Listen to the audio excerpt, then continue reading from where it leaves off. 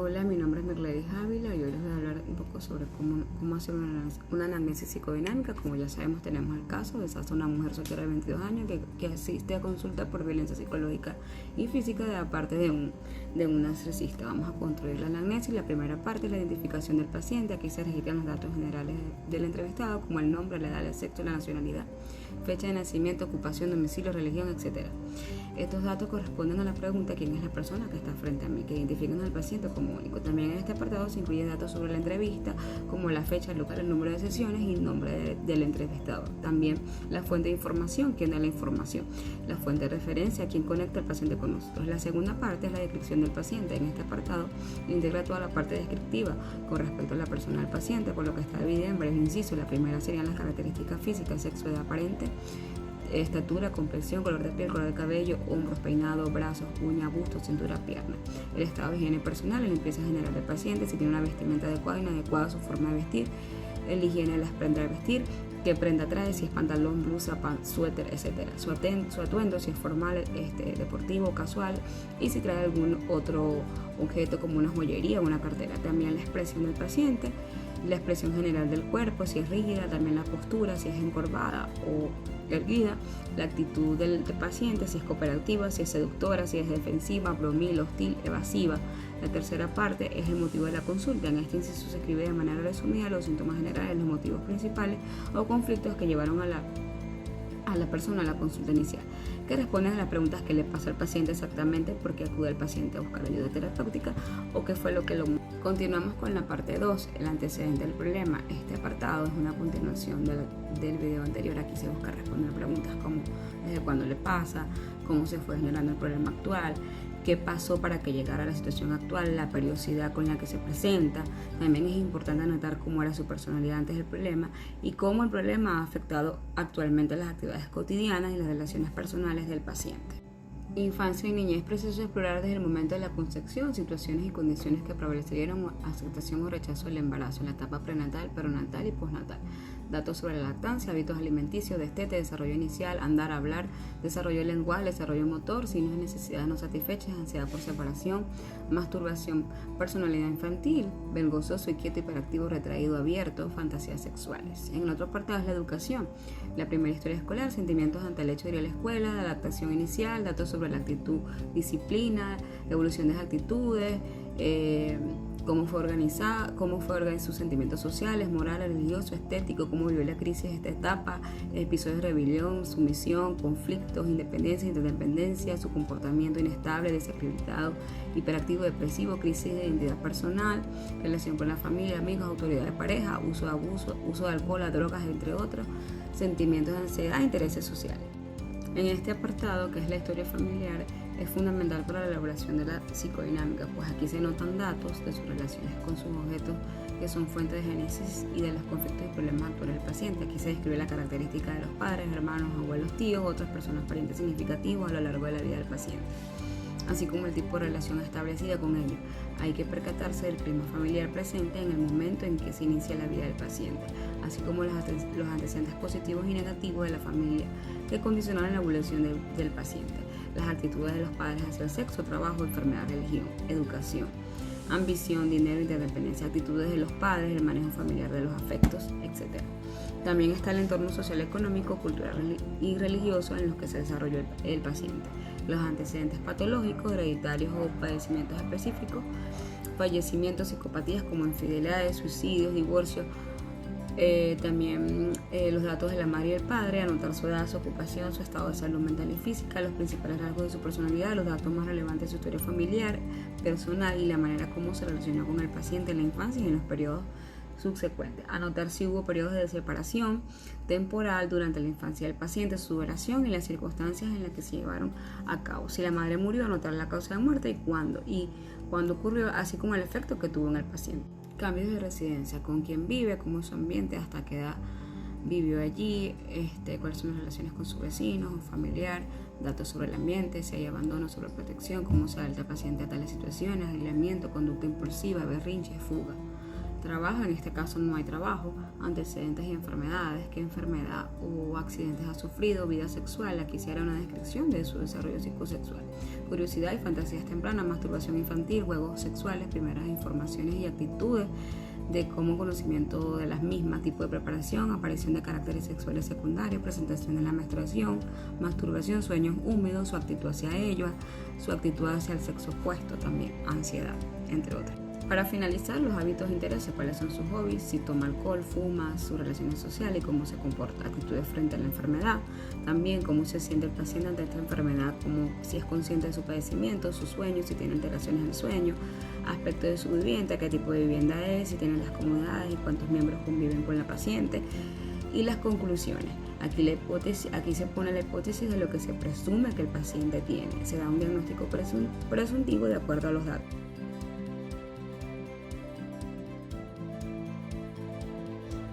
Hola, mi nombre es María Grecia Robles y hoy voy a hablarles sobre el test proyectivo HTP. El test HTP, que conlleva con la figura humana, el árbol y el test de la casa, son ejemplos destacados de pruebas proyectivas, una categoría de herramientas psicológicas que han demostrado ser invaluables en la evaluación y comprensión de la psicología de los individuos. Estas pruebas permiten a las personas expresar sus pensamientos y emociones de manera indirecta a través de dibujos y respuestas verbales, brindando una ventana al mundo interior del paciente. En el caso específico de una paciente llamada Sasa, se emplearon estas pruebas como parte de un proceso meticuloso de evaluación clínica. Este proceso incluyó varias etapas cruciales. Sasa fue instruida a realizar dibujos representativos de figuras humanas, árboles y casas, con la opción de elegir entre representar a un adulto o a un niño en el caso de la figura humana. Estas instrucciones, aparentemente simples, sirvieron como un punto de partida para su autoexpresión y autoexploración. Para que Sasa se sintiera cómoda y en confianza durante el proceso de dibujo, se creó un ambiente terapéutico. Seguro se le enfatizó que no existen respuestas correctas ni respuestas incorrectas, y que no se estaba evaluando su actividad artística, sino su percepción y sus pensamientos. Esto fue fundamental para eliminar la presión y permitir una expresión genuina. Tras la finalización de los dibujos, el terapeuta llevó a cabo un análisis detenido de los detalles específicos en cada dibujo. En el caso del HTP, se examinaron elementos como la expresión facial, la ropa y el entorno de la figura humana. En el test del árbol, se prestó atención al tamaño, a la vitalidad y la forma del árbol. Y en el test de la casa, se indagó en los detalles del edificio. Estas exploraciones revelaron pistas valiosas sobre cómo Sasa se percibía a sí misma y su entorno. En una etapa posterior, Sasa participó en una entrevista clínica en la que se exploraron a profundidad sus sentimientos, pensamientos y asociaciones con respecto a cada uno de sus dibujos. Se le preguntó por qué había seleccionado ciertos detalles y qué emociones experimentaba al observar los dibujos. Eso proporcionó una oportunidad para una comprensión más completa de su mundo interior. En última instancia, Los resultados de estas pruebas proyectivas son una fuente invaluable de información. Revelan cómo Sasa se percibe a sí misma, cómo experimenta las relaciones interpersonales y si el trauma derivado de la relación abusiva ha dejado alguna huella en su autoimagen y autoconcepto. Gracias. Hola a todos, mi nombre es María Rojas, cursante de la materia de psicoterapia, y en esta oportunidad les hablaré de los criterios según DSM-5 a favor del diagnóstico que junto con mis compañeras hemos elegido.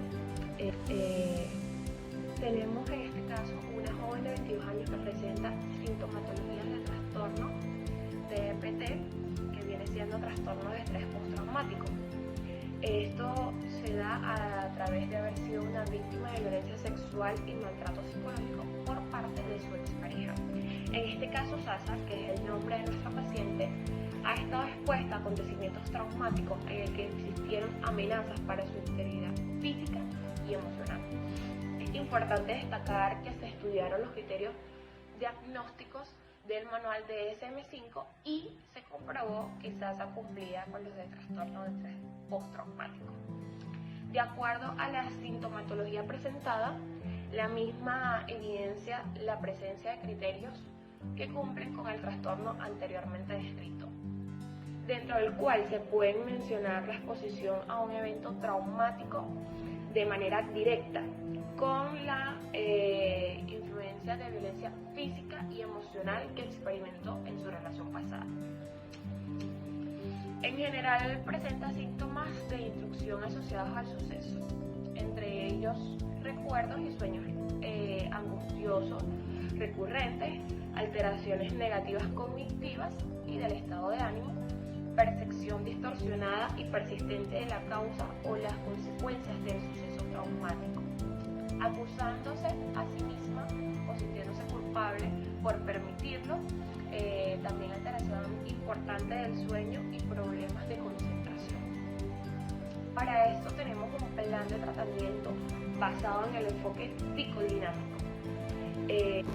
Hola, mi nombre es Ana Paula Castillo y en este video voy a presentar el plan de tratamiento que hemos diseñado para el caso de Sasa, una joven de 22 años que sufre trastorno de estrés postraumático debido al abuso físico, psicológico y sexual que ha recibido por parte de su expareja. El objetivo es ayudarle a superar el trauma causado por la relación abusiva y fortalecer la autoestima y la capacidad de establecer relaciones saludables. El plan está basado en un enfoque psicodinámico y consta de 12 sesiones.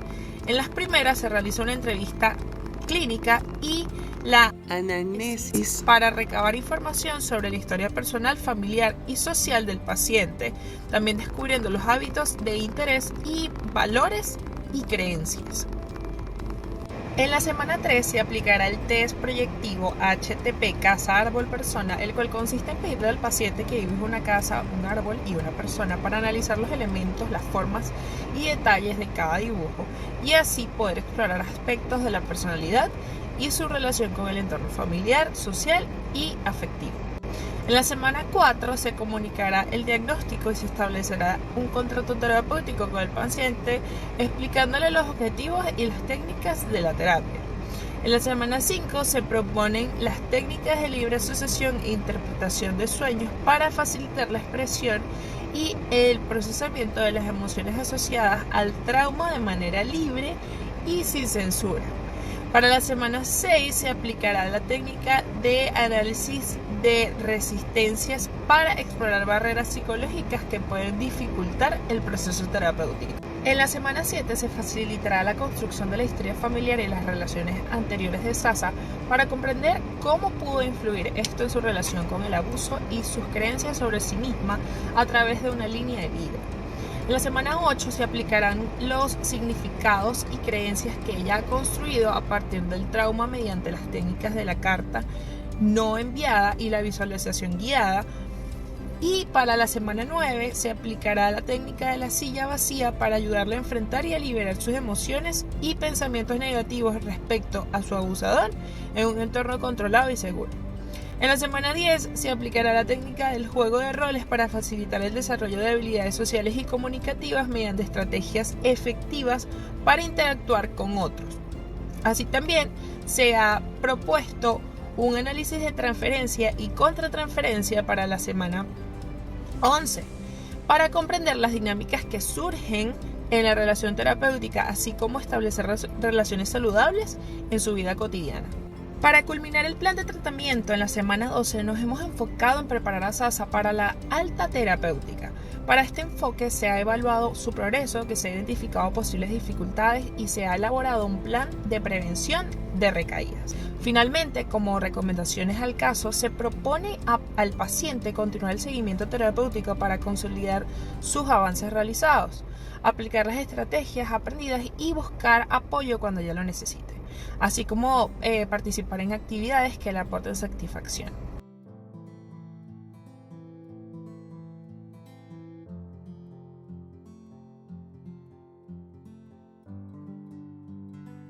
Muchas gracias por su atención.